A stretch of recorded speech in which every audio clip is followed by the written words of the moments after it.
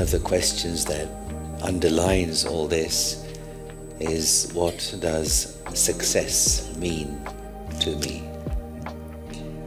How would I measure success in life? A simple grounding exercise to bring me into the present moment. Because all of these things, these five senses, they bring five kinds of information about the world to me. But inside it is me, let's call it the mind for now, that is actually accessing this information. And if the mind is quiet, we're able to receive information well and respond to it. Listening for facts, but also listening for the feelings. And I found that there are very, very few people who are good listeners in the world. Mostly we project our own ideas onto others. So when I said Bob Smith, he immediately envisioned a grown-up person. So as I was telling my story, you were actually listening to your own story, visualizing it. Okay? I mean, I did that too. We all do that. So making assumptions is one of the things that gets in the way of communication. And we all do it. We make assumptions and we miscommunicate, we misunderstand each other. And this happens in a home between two people. It happens in an office. And it also happens at the highest levels of leadership in the world. Om Shanti. Thank you. So good evening everyone, and hearty welcome to all of you to Brahma Kumari Shanti Sarovar for today's Sunday evening talk. So it's very good to see you all, that you have gathered here this evening to attend this session. So our session today, do you know the topic? From doing to being, yes? So this session offers us a chance to understand that peace is not a reward for action, right? The peace is our natural nature. So we should not do something to experience the peace, isn't it? Do you agree? Yes. So in this session, we will also explore the deeper dimension of our life, that is a shift from constant doing to conscious being. And to conduct this session, we are so fortunate to have Brother Yogesh Sharda ji with us. So I would like to welcome him onto this stage with a round of applause.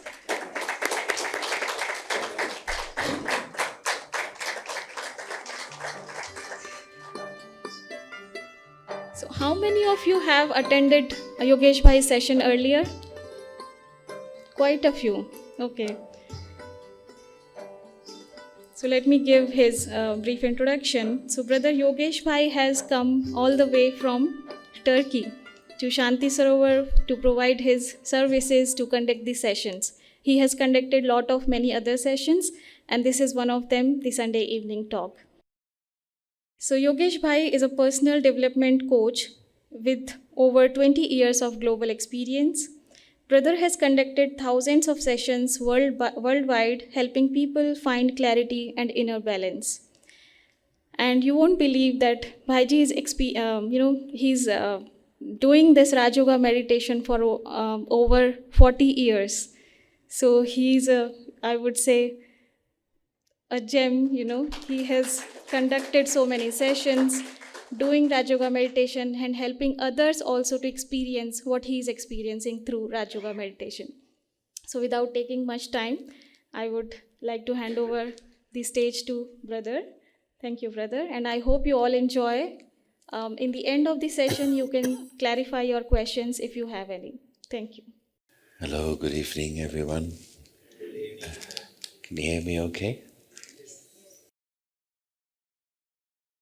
Okay, I do see some people who were there in the talk yesterday are here today again. You may hear some ideas repeated. I hope that's okay.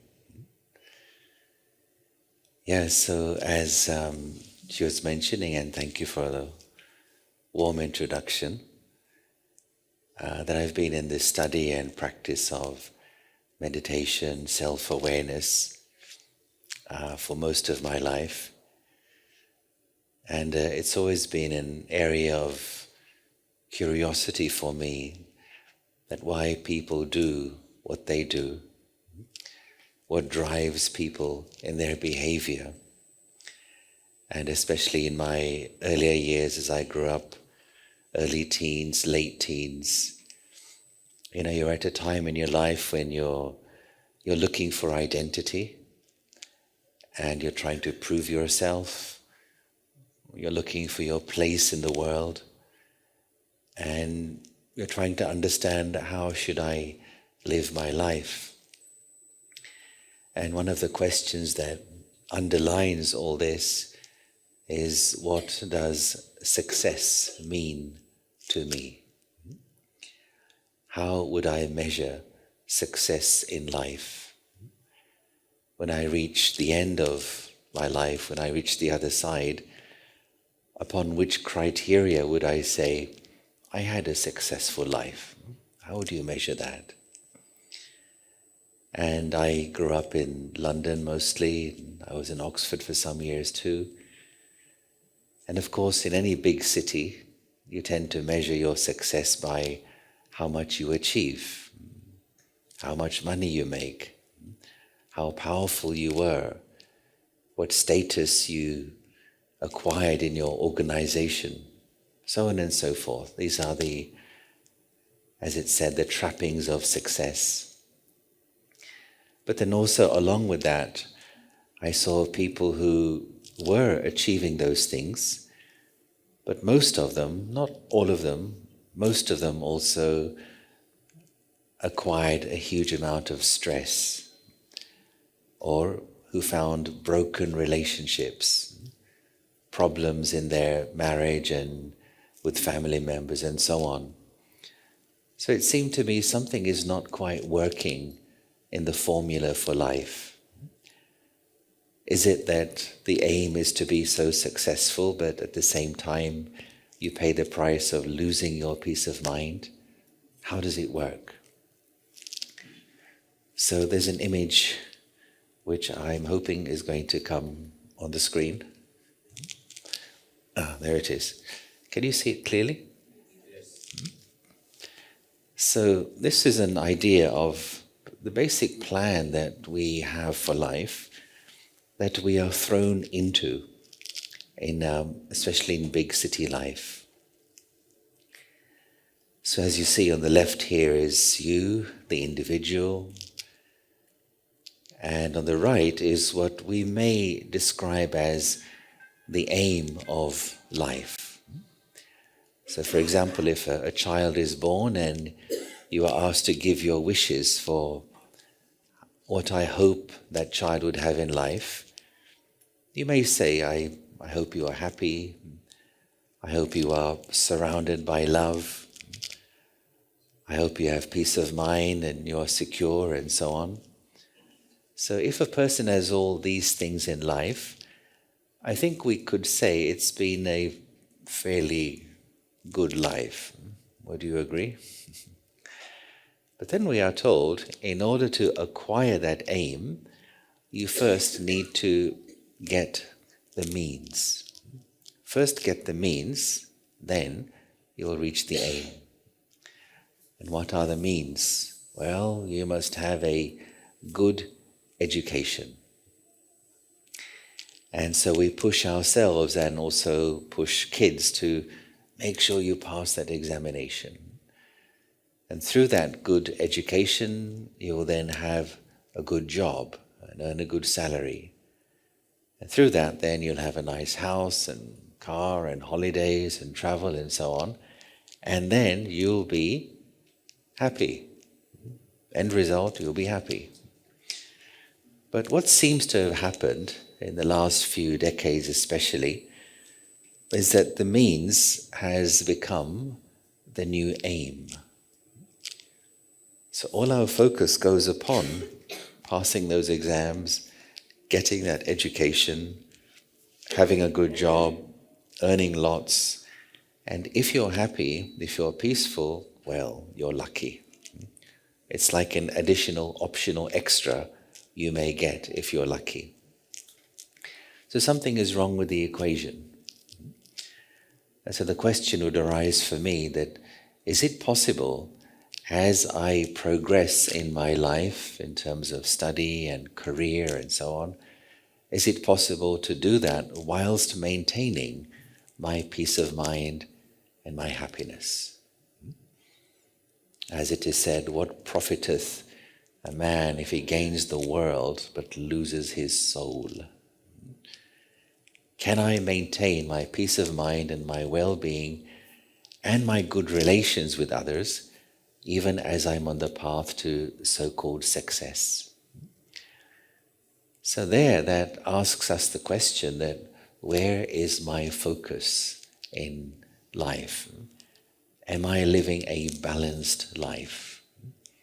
Am I taking care of both my mind, my inner self, and also my outer world? Am I able to have some kind of system where I'm taking care of all these areas in my life? And for this, we've summarized this as doing and being. And largely speaking, our lives today are lived in the doing mode. And even when we are doing not very much, we're still doing over here. We're still thinking of what I must do, what I need to do tomorrow, what I have to accomplish before the day is over. Most people are physically in one place, but mentally somewhere else. So, who's here? You're hesitating to put your hands up. To be physically, mentally, emotionally, spiritually at the same time and same place is quite rare today. And it's no surprise, we all have our toys of technology, and there's a kind of anxiety to not miss out on something. It's the latest message or prompt or notification. We see, I don't want to miss something, better check it. So this creates tension in the mind and takes us away from this divine, spiritual, inner being, which we all are. So we need to look at ourselves that as technology has improved in the world, what about the inner technology? What impact is that having upon my mind and my spirit? Now, yesterday I asked a question that whenever you buy any piece of technology, a phone, a laptop, a car, what comes along with that technology? What comes in the box? Sorry, sir? It comes tensor. Tension? Yeah. Okay, all right. Something else? Instruction manual. Yeah, you get an instruction manual or a user guide, which tells you how to use that machine correctly and also how to maintain it. And so the question arises, where is the user manual for the mind? How are you supposed to use this thing called mind? Now the mind produces thoughts. Repeated thoughts become patterns, and those become attitudes. And there's a whole science in understanding how to use thought energy correctly, but largely we don't pay attention to it. There's an art of thinking and the art of not thinking. What kind of thoughts should I use, for example, first thing in the morning? What thoughts are meaningful, healthy, first thing in the morning? What kind of thoughts should come a bit later in the day? What kind of thoughts to have at the end of the day? How to put the mind to sleep? Now, just as the body has certain rhythms and the body has a system by which it operates, and if we understand it, we maintain good health, so is the same with the mind. For example, who here likes ice cream? Any ice cream lovers here? If you didn't raise your hand, what is wrong with you? Everybody loves ice cream. But if you were offered ice cream for breakfast, would you have it? No? Only an addict would say yes. Why would you not have it for breakfast? Not the right time. Not the right time. Huh? Having a huge amount of sugar first thing in the morning maybe is not so healthy. So even though you may love ice cream, as I do as well, but we may say, well, maybe after a few hours, because it's not good for the body. So you've understood that although I like it, but it's going to harm the body. Same kinds of principles apply to the mind. What kind of thoughts should I have in the morning which are healthy? What should come later? If I want to empower the being self. And that's where we say, before you go out into the day, first go in and charge your inner battery. Charge your soul battery first thing in the morning. Do not think about the news, the weather, the sports, the traffic, the job. First be with yourself. Charge your soul battery. Experience the peace which is inside you. Experience the love inside you. Experience the connection with the divine source. Charge yourself up and then come to the doing world. It's not only about being and it's not only about doing. It is both together, but we want being-based doing. Being is the foundation, then doing is the building we construct upon it. Now imagine constructing any tall building, and every year when I come to Hyderabad I see more and more tall buildings. Before you go up constructing a building, first you have to go down and fix firm foundations. And you have to take time to do that properly. And if the foundations are strong, then your building can withstand maybe an earthquake or severe weather conditions. If your building is tall, beautiful, modern, very nice, but the foundations are weak, a little tremor and the thing comes crashing down. The same way, consider the building of your happiness, the building of your peace. During the day, we have earthquakes in the form of dealing with difficult people, handling a difficult situation. Suddenly something happens in the traffic. Your boss shouts at you. Your customers become aggressive. Things happen against your will. These you could call as little earthquakes of life. And if my foundation is strong in the morning, if I've done my inner work, then during the day when the challenges come, my mind is still stable. I maintain my peace of mind. I maintain my happiness. Consider this sentence: who owns your happiness? Sorry? I own my... Okay, all right. Would you agree with that? Is it true? We want to, but reality is different. Everyone, I share my happiness. Yeah. Well, that's the point we want to reach to. But do you ever say, you made me very angry. She made me upset. He makes me crazy. At that moment, who owns your happiness? Another person. Is at that moment, I have lost my happiness. It's in those moments you can check and measure, just to say... On the circumstances. The circumstances. Yeah, it could be circumstances as well. That's Situation. Yeah. You are not able to deal with the situation. I mean, you are not equipped to deal with the situation in a calm way. I mean, the situation is so overwhelming that you have to express your anger or your sorrow or your whatever. You are getting carried away by the situation. Yeah. Overpowering your.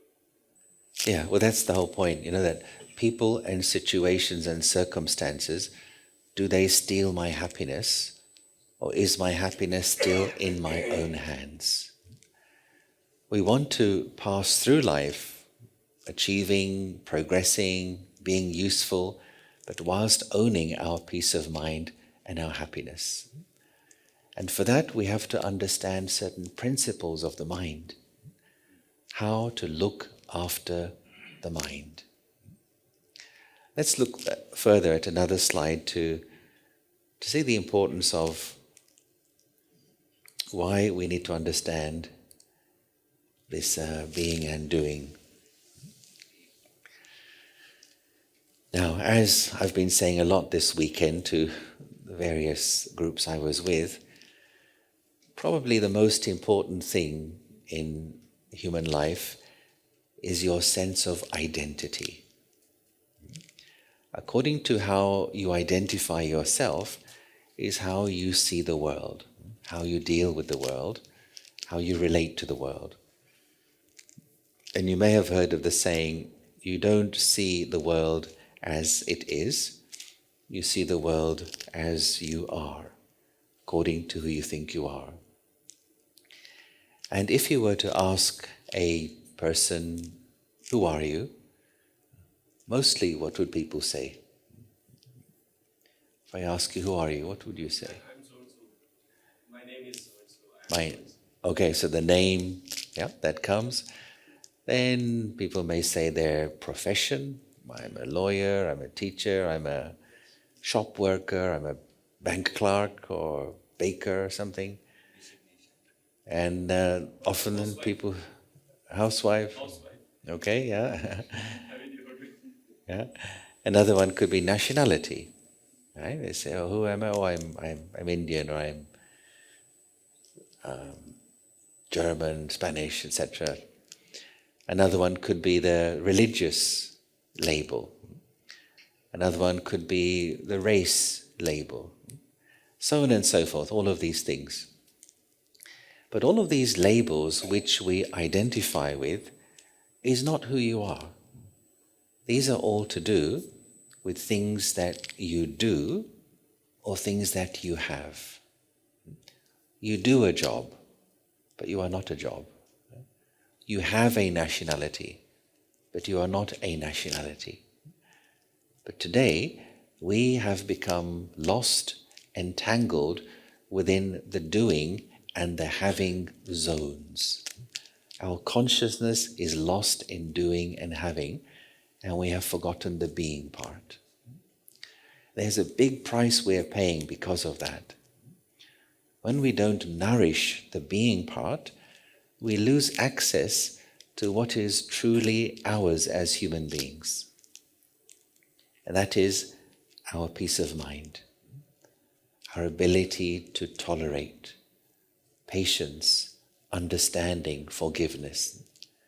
Imagine if everybody had these four things, understanding, patience, tolerance, forgiveness, how different the world would be. But when I say, I don't have the patience, I can't tolerate so-and-so, I can't forgive so-and-so, why not? What's the problem? It's because we are wasting the energy of the mind in useless, unnecessary thinking. And all that unnecessary thinking is because we live in the doing and the having zones, the doing and the having realm.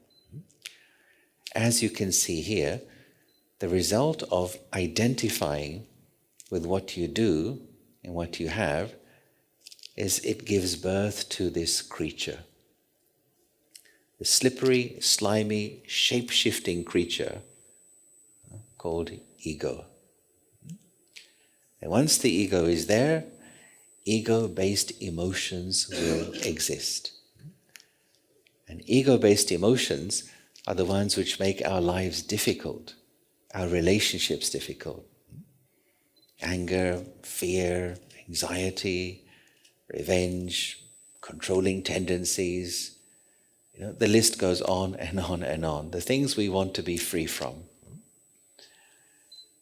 So in order to be free from all of those things, what we need to do is to learn to step back from the doing and the having realm and return to the being zone. And that's our essence. That's where we start as human beings. For those who are new to these things, it helps to do some slowing down exercises with baby steps. So let's do the first one, a very simple exercise which is connected to the mindfulness approach towards living. So I'm going to ask you to do a few things. So firstly, through your eyes, notice 5 different things that you can see. Okay, identify 5 things that you can see with your eyes.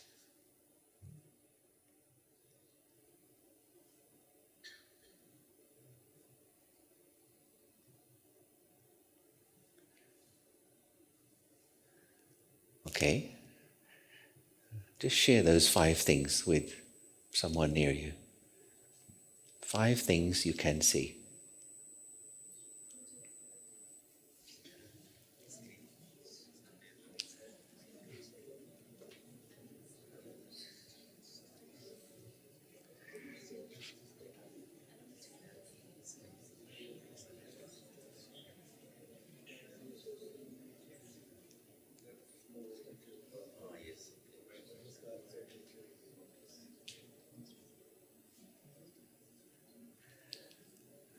Okay, now next one. 4 things. Notice 4 things that you can feel with your sense of touch. So for example, the texture of the clothing you're wearing, plus anything else you may touch. Touch 4 things. Notice 4 things that you're able to touch.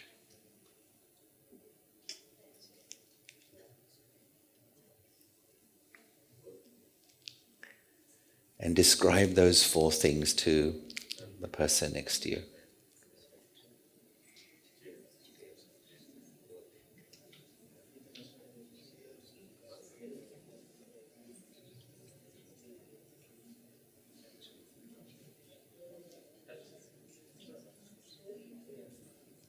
Describe the texture and how those things feel.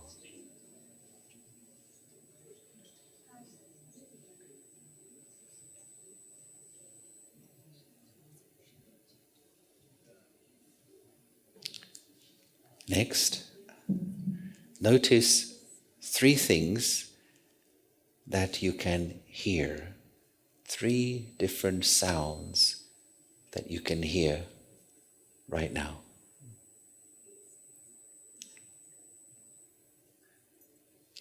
And again, share that with the person near you.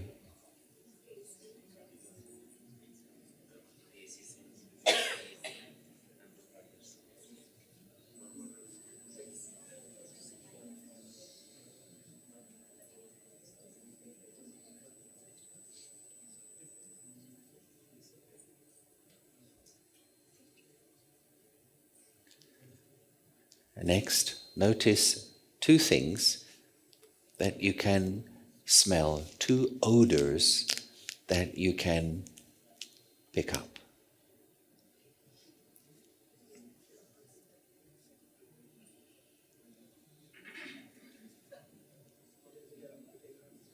And again, share that with the person near you.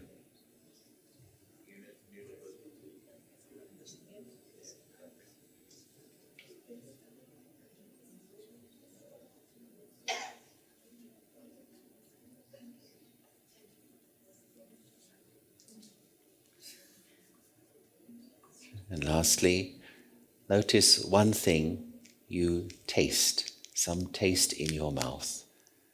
Maybe from something you ate or drank or you chewed. What taste can you notice in your mouth?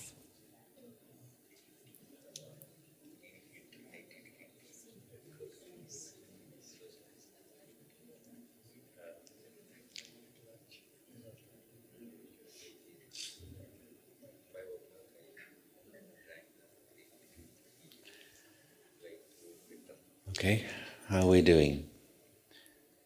Were you able to do that? Yeah.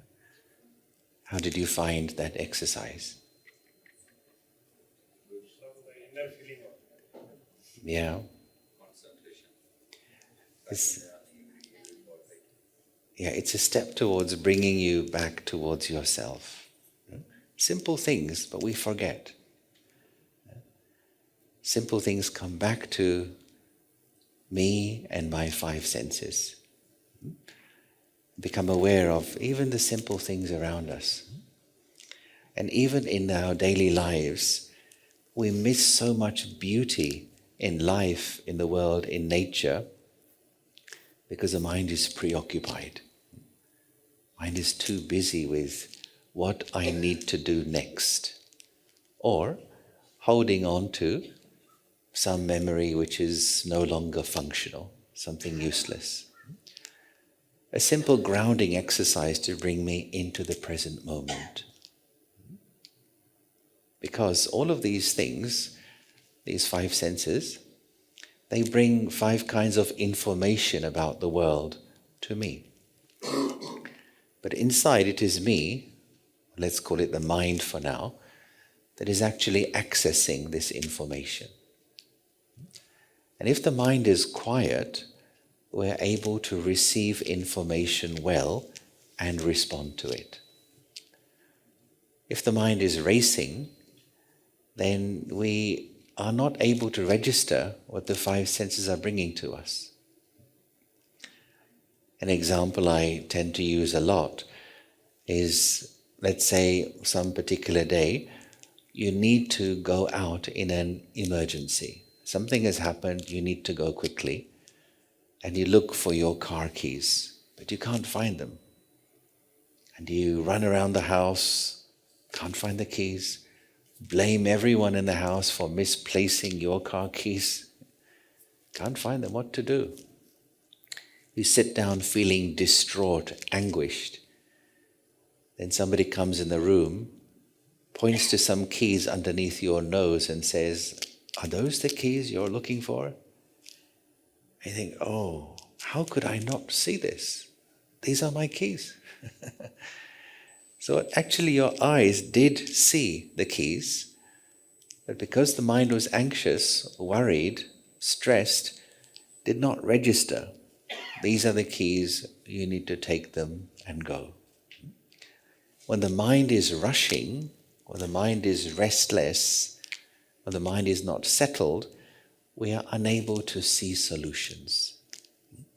And we misunderstand ourselves and misunderstand other people too. The more quiet we make the mind, the more we return to that being part, everything in our life upgrades. Because life is ultimately a mind game. Life is a game of thoughts. And if we learn to take care of the mind through meditation, self-awareness, self-reflection, guarantee everything in your life will improve. Your happiness will improve, your health will improve, your relationships will stabilize, performance at work will improve too. When the mind is rushing, it creates complications in our communication with others. What I find in big city life, most people are very good at finishing sentences other people have started. Do you know a person like that? They finish their sentence for you. It's like somebody is saying something to me. I listen to the first few words of what they are saying, and the rest of the time they are speaking, I am busy creating my response. So I'm not listening to you, I'm listening to me, preparing to respond to you. And by the time you have finished saying what you want to say, my response is no longer relevant. But this is because the mind is too jumpy. It's not in the being zone. Quieten the mind, listen to my own self, align with myself, connect with my inner self, then just see how our relationships also improve. One of the things we most want from other human beings, well, let me ask you, what do you think people want mostly from other people? Whether you know them or you don't know them. What? Yeah, well, yeah, all of these things. I would say two things, but the one I want to focus on is respect. I think respect and love, these cover pretty much everything. But there is the respect game going on. Some of you may have heard of the Hunger Games. There was a film called The Hunger Games. But there's something called the Hunger for Respect Games going on every single day. When we come into interaction with each other, we're looking to see, does this person respect me? Am I being treated with respect? When two people are conversing, there's two conversations going on. The verbal conversation and the emotional conversation. Verbal conversation, we listen with our ears. Emotional conversation, we listen with our eyes to see the facial expression, to see, am I being honored here? And regardless of a person's age, nationality, culture, religion, if you treat someone with respect, they like it. If you treat someone with disrespect, they don't like it. It's a basic human principle. So if I'm able to show genuine respect, and one of the ways to do that is to be able to listen, to make my mind quiet, remain in the being zone, really try to understand what this human being is trying to share with me. Not just the words they're saying, but what are the feelings behind the words? That we call as active listening. Listening for facts, but also listening for the feelings. And I found that there are very, very few people who are good listeners in the world. Mostly we project our own ideas onto others. Shall we do a little listening exercise? Are you ready? Yes. All right. Okay. I may have done this before, so if you remember, then just be quiet for a moment. So I will tell you a little story, and then I'll ask you a question. You ready? Yes. So this is a story of Bob Smith, the story of Bob Smith. And it was a summer night, and Bob was asleep in his room one night. And his room was on the first floor, so the window was left open. And during the night, a thief entered into Bob's room and began to steal things from Bob's room. The thief put all of these things in a large black bag. The thief jumped out of the window with this bag and ran away. Now, whilst the thief was stealing all of these things, Bob woke up and was watching. But he did nothing. Why?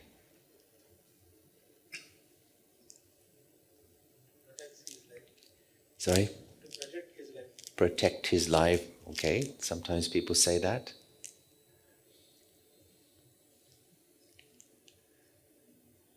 Yes, sir? Maybe Bob is wealthy, even let it go. Bob is wealthy. I said, oh, okay, you steal away, huh? Okay. Oh, that's another interesting answer. No one is, Sorry, sir? nowadays no one is like not like that. They are not encouraging to people to take anything from the above. Uh-huh. Okay, any other answer? Maybe Bob is blind. That's not the right answer, but it's a good answer. But he was watching, actually. He was watching, yeah. Bob So, knows Madam the says thief something? will stole all the things, then he cannot carry the bag. Was dreaming. Okay, interesting. I missed something here. Bob knows the thief will steal so all the things, and he cannot carry the bag with himself, so he was quietly watching. I've never heard that before. That's a good answer. He was frozen. All right. Okay. Something else? Yes, sir? Maybe Bob Smith was in a different flat than means in the opposite flat he was seeing, but he could not. I know. It was Bob's room. The thief was in Bob's room. He was in a state of shock. State of shock. All right. Okay, yeah. Yeah, well, that's actually it. You see, the reason why generally you don't get the answer is because you have assumed something which I did not tell you. And you have not only that, but you haven't even realized you have made an assumption. The answer is that Bob Smith is a baby. Okay. So when I said Bob Smith, you immediately envisioned a grown-up person. So as I was telling my story, you were actually listening to your own story, visualizing it. Okay? I mean, I did that too. We all do that. So making assumptions is one of the things that gets in the way of communication. And we all do it. We make assumptions and we miscommunicate, we misunderstand each other. And this happens in a home between two people. It happens in an office. And it also happens at the highest levels of leadership in the world. I assume I know what you are saying, but no, I don't understand. I must be quiet, really try and understand you. And therefore, if we go the other way, if I make my mind quiet and I free myself from my own prejudices, my own biases, my own conditioning, then I can really understand another person, coming from that being part of myself. Would you like another story? Okay. All right, this one is more common, so you may have heard this one. This is the story of John Black. Okay?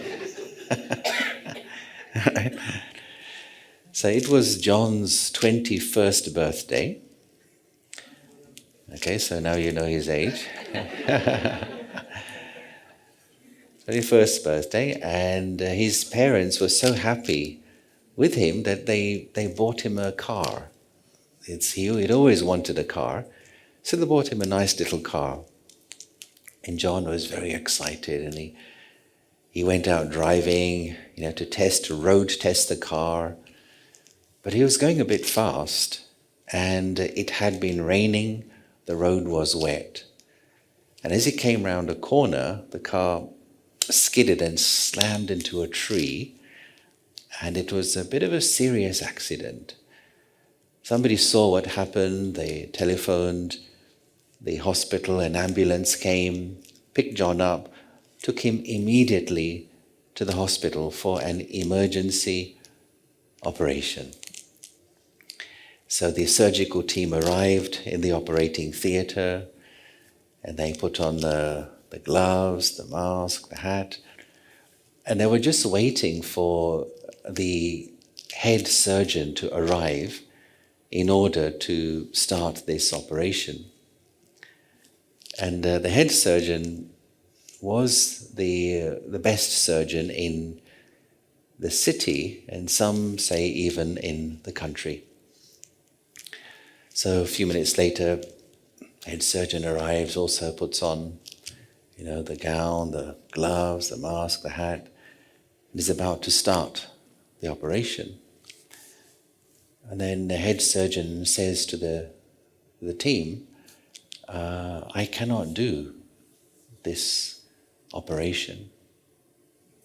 And they say, why? And the head surgeon says, because this is my son. So John was the head surgeon's son. But the head surgeon was not John's father.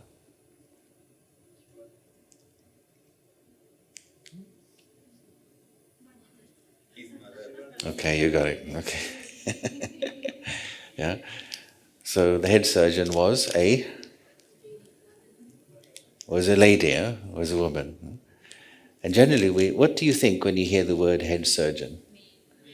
Man, maybe 55 years old, maybe no hair here, a little bit of hair around the ears. So it's the image we have with certain words, okay? So we have a history with certain words. There's an image we connect to it. We don't even realize. Now, of course, when I say this in this format, you're thinking to see where is the trick. But in everyday life, we carry prejudices with certain words, certain experiences you've had with certain types of people or certain places. And those prejudices and biases, they block us from really understanding another person. And therefore, coming to the pure being part of myself means acknowledging the spirituality within me. When I really free myself from all of those things, that's called coming to your inner purity. Now, think of a child, a young child. Everyone is attracted by a little child. Why? Why do we all love little children? Innocent. Yeah. Innocent, clean, pure. Yeah? And that purity is such that it belongs to everyone.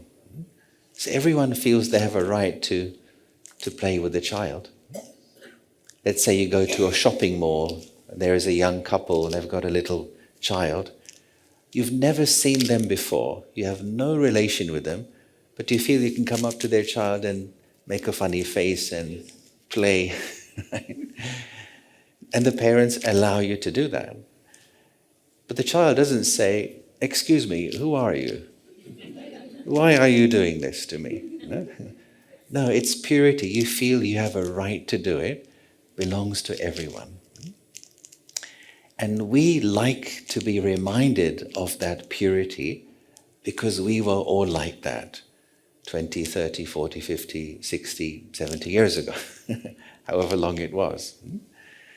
And with a young child, you'll see that they can stare at you for a long time with eyes open wide. Right? And why is that? How come a young child can do that? They observe everything surrounding. They don't preoccupied by anything. Yeah. They are trying to know the world, so they are seeing the world or knowing the world, or they are still. That's true. That's true. Yeah, I would say it in these words, they have nothing to hide. So what is inside is visible outside to everyone, nothing to hide. But as we grow up, what happens is we form this thing called ego. And where there is ego, There is embarrassment, there is shame, there is guilt, there are desires, all those things. And so we look and then we look away. We look away. The shutters come down, and we block ourselves from each other. And therefore, the beauty of our relationships is lost when we hide ourselves from each other. Some of you may know of an initiative that some do around the world, and also we have done it. It's called the human connection.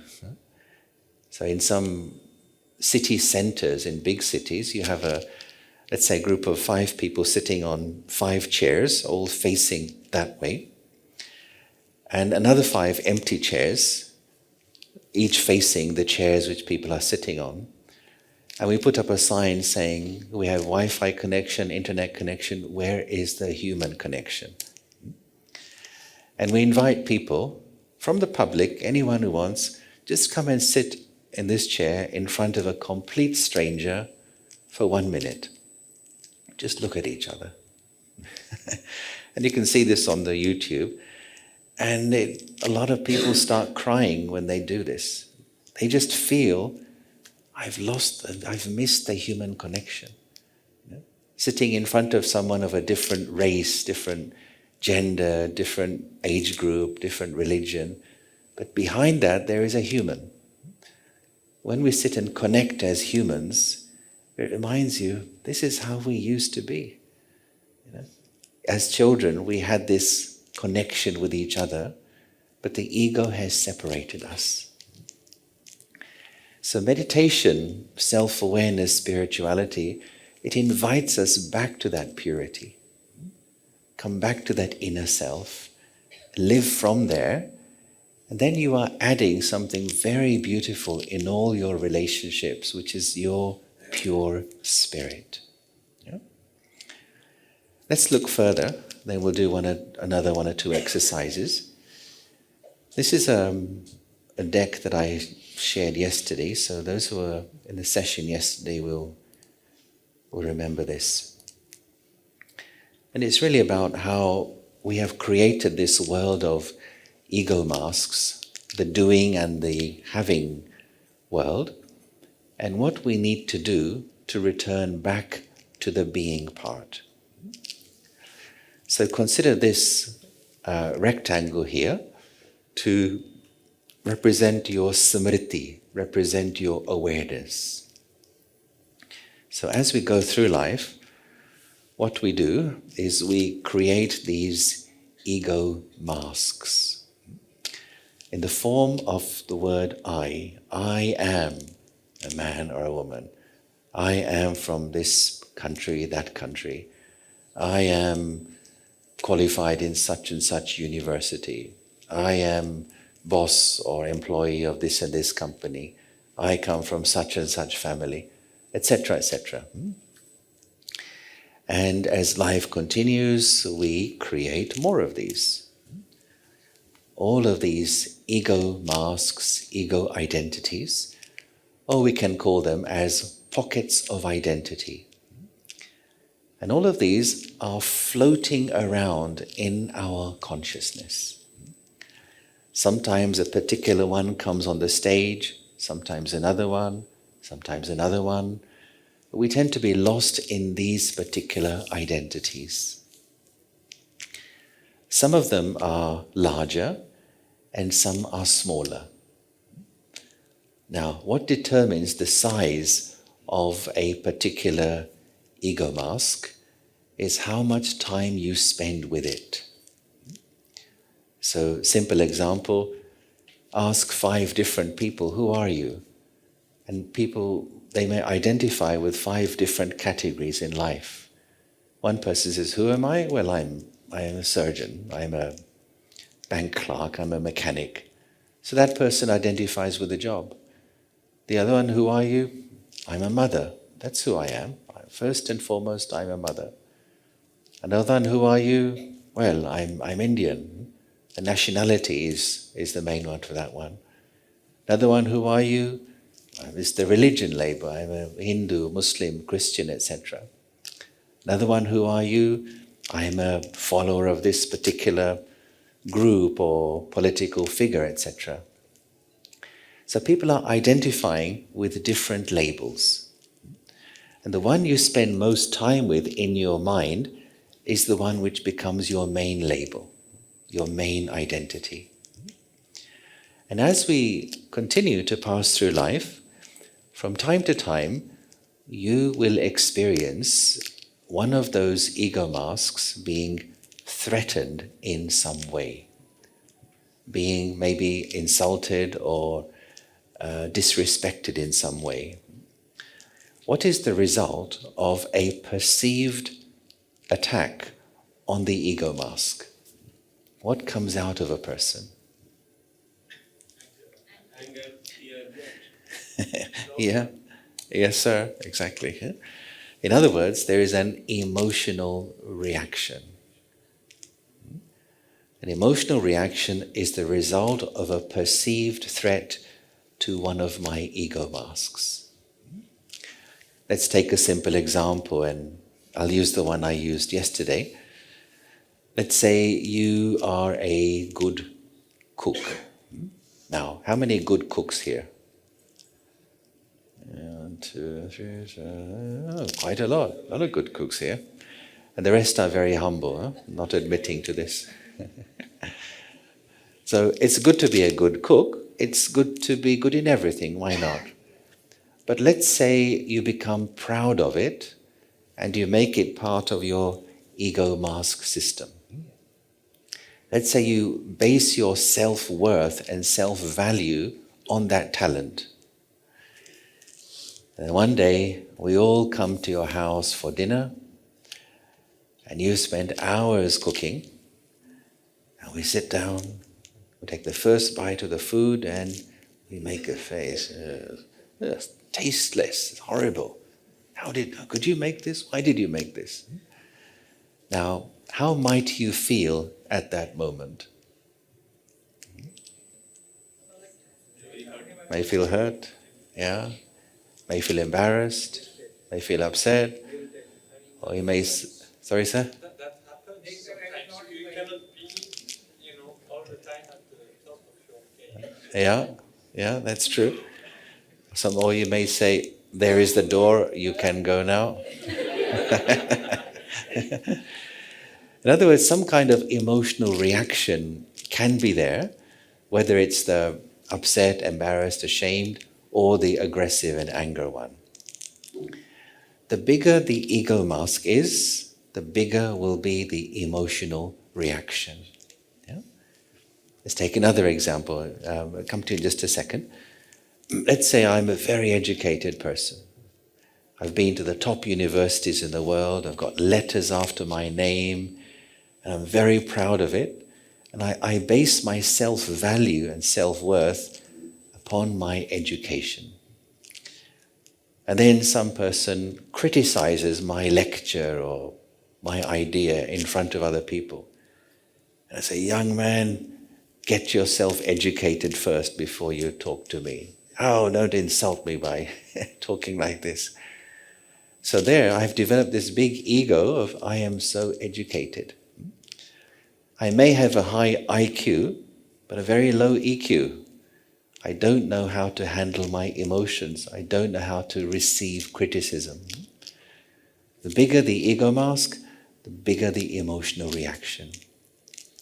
As long as these ego masks exist, there will always be emotional reactions. Oui, monsieur, you say something? I was thinking, this kind of comment comes from the same mask. If I make a comment on your talk or anything, it comes from my ego. Okay, yeah. So if we are aware of that, then for myself, the reaction is to love at that reaction. Because it's very transient and a small thing. Yeah, it's a good point you make. Thank you. Yeah. Okay, one more. Yeah. the other thing is, emotion is an important part. I mean, emotion is the crux of a human being, in the sense that if nobody is emotional here, then everybody is a robo. People are like robots. So emotion is, there is like a thinking right brain, left brain, like there is a logical mind, there is an emotional mind, and emotion drives the person. So emotion is very important, but it has to be, like mind is very important, so it has to be used carefully. Emotion is very important. Emotion only makes, I mean, this planet or this human civilization more this thing, but it has to be used correctly. Okay, let's say this. I'll clarify in a moment. There's a difference between emotions and feelings, and I'll come to that in just a second. But thank you for raising that. Just to continue a bit more with this, as I was saying, that if we continue to carry these ego masks, then we live in a world of ups and downs, emotional ups and downs. Today I'm happy, tomorrow I'm sad. Today I'm on cloud number 9 and tomorrow I'm depressed. Today I love you, tomorrow I hate you. All these things, the emotional roller coaster. And of course this can be very tiring, and if we can't handle these emotional states, then it affects our health, our sleep, our digestion, and that's great news for the pharmaceutical industry, because they'll sell you things to make you feel better. But that is no solution, that's no way to live. How can I learn to be in a better emotional state? Well, this is telling us behind all of these small I's, there is something called the real I, the eternal I, the true I, or the spiritual I. That real spiritual self, which is in the being part, has been covered over by layers and layers and layers of these ego masks. So what we suggest and we practice is start to live as the real I, not as these ego identities. I am not what I do. I am not what I have. I am not my job, I do a job. I am not my nationality, I have a nationality. I am not my passport, I have a passport. Stepping back from the doing and the having realm to the being part. And it is within that being zone, that being part, that what I'm looking for already exists. Already within the true self, there is peace, there is love, there is strength, there is joy. It is latent within every human soul. The more I am aware of it, the more it is going to emerge. This is called living in soul awareness, living in soul consciousness. When we practice it, your need for feeling secure comes from inside you. The more secure you feel inside, the less you need to hold on to these ego masks to give you a sense of identity. Your self-worth is coming from who you are, not from what you do or your talents or your appearances or your money or your status. And so we find ego masks begin to dissolve. And the more you continue, the more they dissolve even more. One of the signs the ego masks are dissolving is in situations where you used to get irritated, now you feel a lot more stable. In situations where somebody's comments made you feel like nothing, now you maintain your dignity.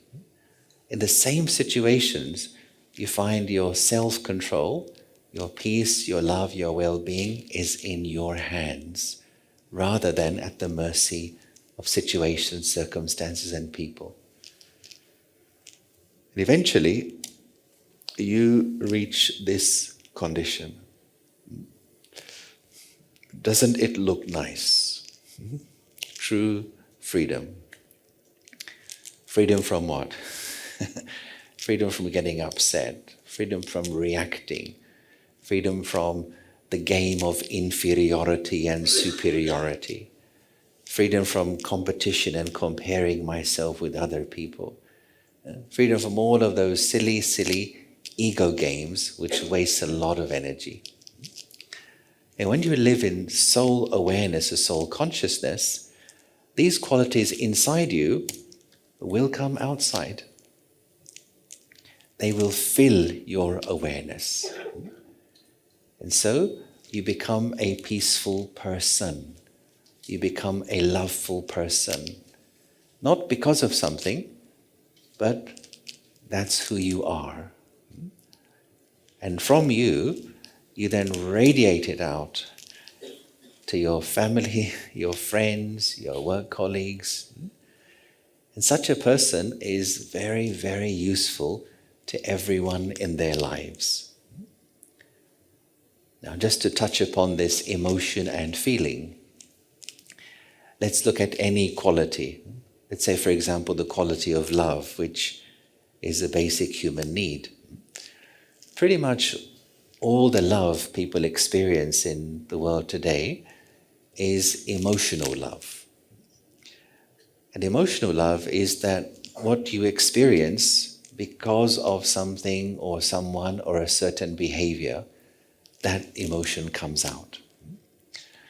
But if then that person or those people behave differently, or behave with others the way you want them to behave with you, then your love dries up. You don't have that same love anymore. Or you feel hurt. You feel rejected. You feel you have been sidelined. And that's what we see and hear about, all these ups and downs. But love as a feeling is a very powerful spiritual quality. So for example, think of the sun. The sun is so powerful, it shares its light, its heat, its energy. And let's say one particular day the sun is shining beautifully, but we close the curtains, we block the sun. Does the sun get upset? Is the sun bothered? The next day, will the sun say, you people, yesterday you blocked me out, today I'm not shining on you? No, it doesn't bother the sun. The sun is shining because that's what it is. Yeah?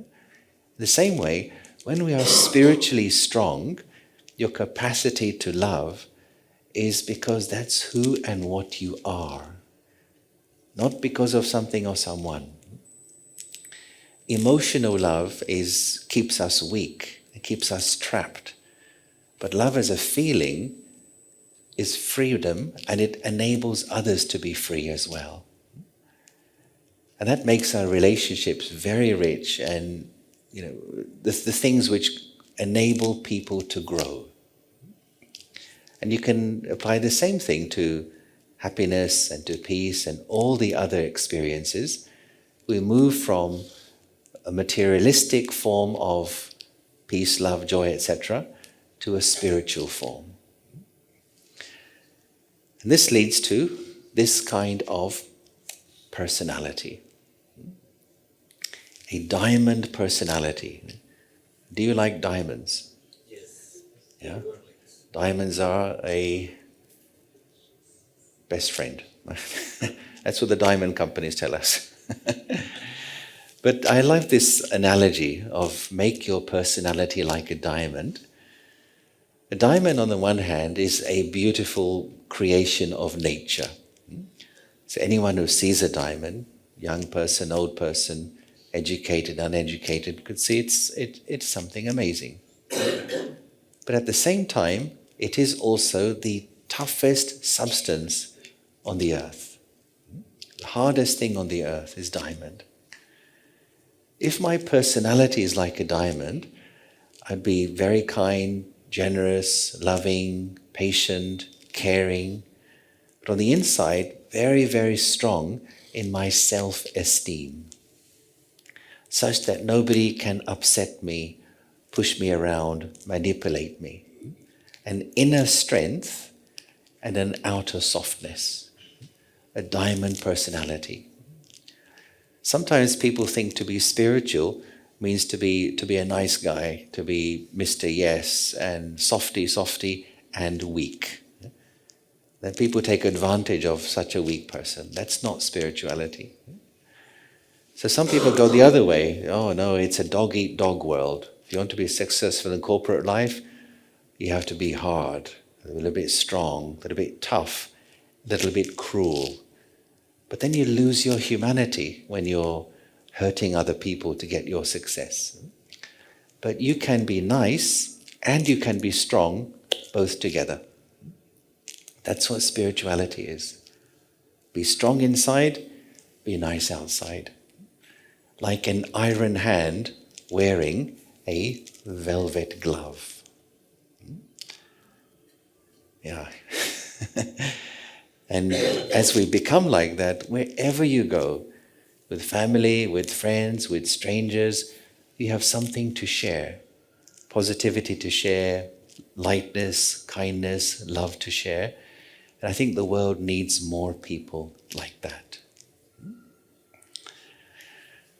Okay, so coming to a wrap-up here. And let's do another little meditation to wrap up. And I'll speak out a simple guiding commentary. Maybe we can have the lights down and perhaps just some soft music in the background. For those of you who may be new to this, meditation is a very simple thing here. You sit with your back straight if possible and just be in a comfortable but alert position. And if you're able to, you can have your eyes open, but choose a point of focus. Can we have it's there already, the point of light image. So this image represents the inner being, the Atma, the soul. And I will offer a simple commentary.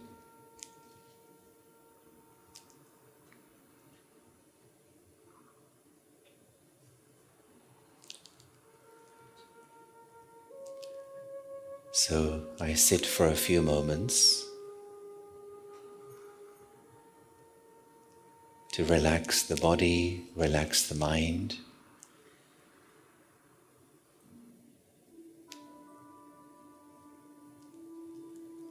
There is a world outside of me, but there is also a world inside me.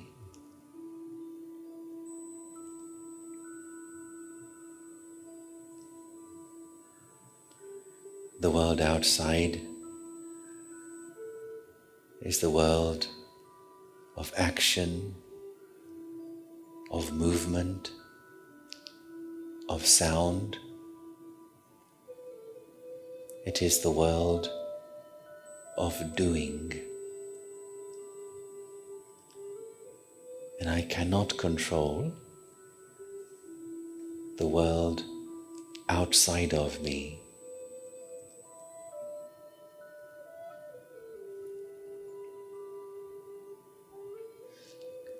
But the world inside is in my own hands.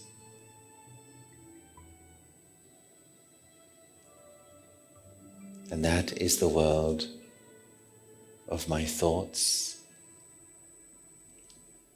my feelings, my experiences.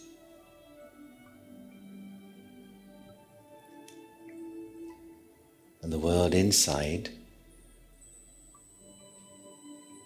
is in my control.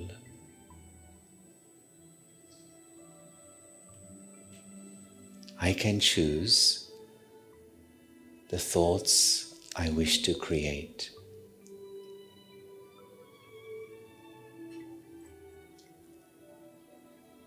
And so I ask myself, who am I?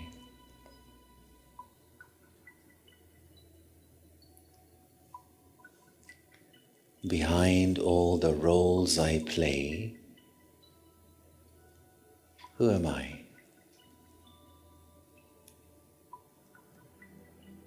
Behind all the labels I carry, Who am I? Behind all the masks I wear, who am I?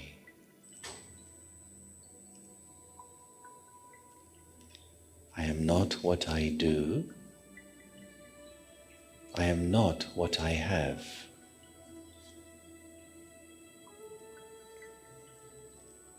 And even when I look in the mirror,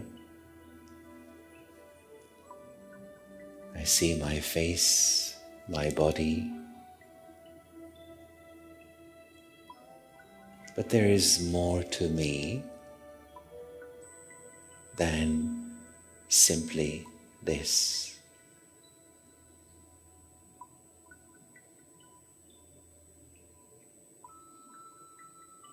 I bring my attention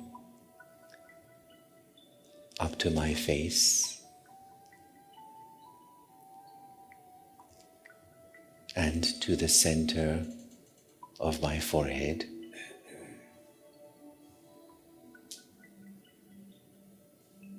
And here I picture a beautiful star of peaceful light.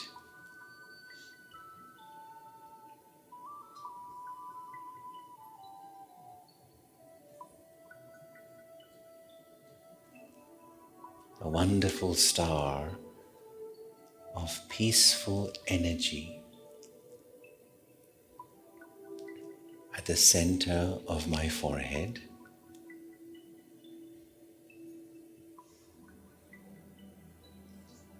And from here,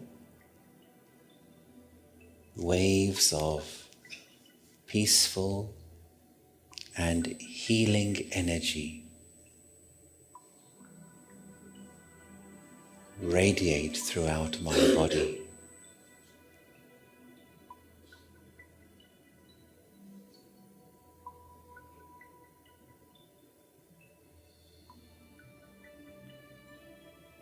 This beautiful star of living light in the center of the forehead. This is me.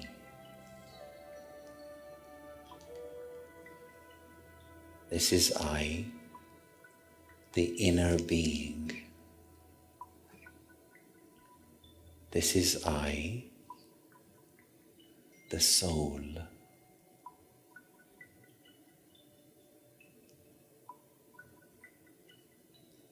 I, the soul, I am pure energy.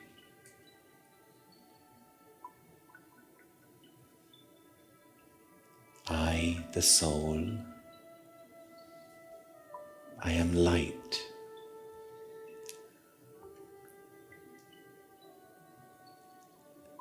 I, the soul,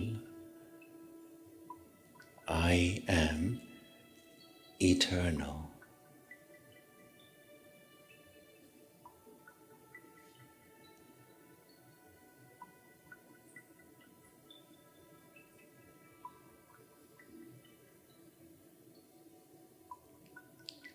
And deep inside, I, the soul, there is a reservoir of inner peace.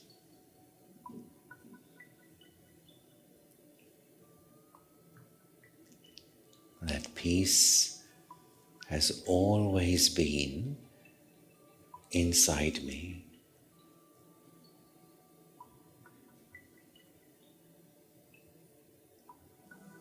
Now I become aware. I am peace.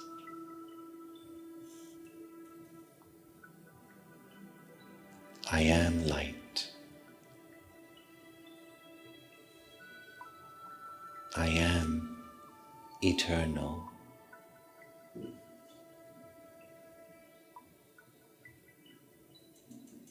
I am silent.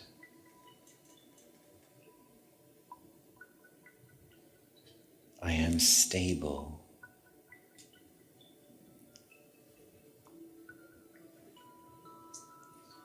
I am strong.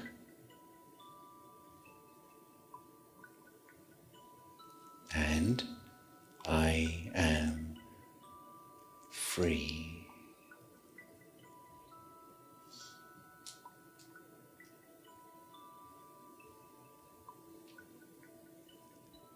Just to be with this feeling for a moment.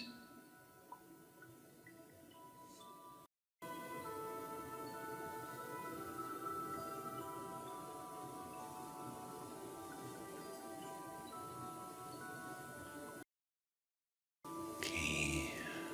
Om Shanti. Thank you so much, Yogesh Bhaiji, for this wonderful and impactful session, and also for this nice meditation commentary. I hope you all experienced the peace and all the good vibrations. Yes? Thank you. So, do you mind sharing the takeaways from this session? Any one of you? Any one word? Sorry? Yes? How to become the diamond personality? So, how to become the diamond personality? Yes. So, the diamond personality will be like the one who is stronger inside and soft and nice outside. But at the same time, I mean, the other part of this that we call it as ego, right? In ego personality, it will be like we are inside, weaker, or we have the fear or insecurity. But we try to showcase that we are stronger outside, and that we try to show through our anger, bossiness, or any of those, qualities. So we have to switch or shift from the ego self to the diamond self, the spiritual self, right? Any other? Yes, focus on the real I. Yes, brother, you were saying something? Right. So, I mean, I think you're trying to say the feelings which the true self has, right? Instead of what we get through our, the self which we have become now, what we have attained or what we are doing, what is our job, or, what we are doing outside. Instead of that, we have to go inside and experience what we are truly there. So thank you everyone once again.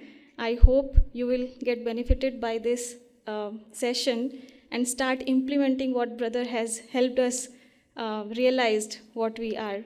So thank you again to brother Yogesh Bhai and all of you also